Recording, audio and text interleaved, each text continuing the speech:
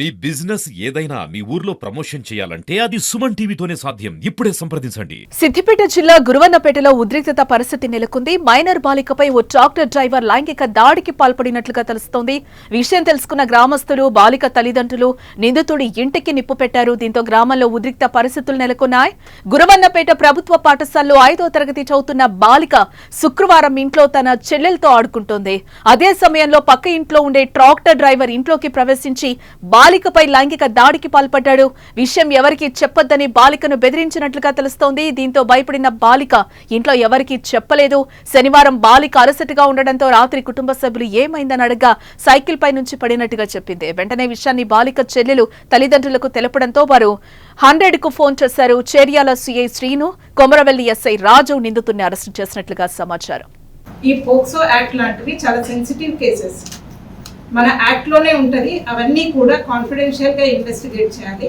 And victim గురించి ఎక్కడా కూడా బయట డీటెయిల్స్ ఎక్కడ కూడా చెప్పకూడదు. ఇట్లాంటి కేసెస్ని సోషల్ మీడియాలో పోస్ట్ చేయడం అనేది ఒక అఫెన్స్. ఈ సోషల్ మీడియాలో పోస్ట్ చేసి దాన్ని వైరల్ చేసి ఊరి వాళ్ళందరినీ ప్రొవోక్ చేయడం వల్ల ఎవరైతే సోషల్ మీడియాలో పోస్ట్ చేసిండో అతని మీద కేసు రిజిస్టర్ చేయడం జరిగింది.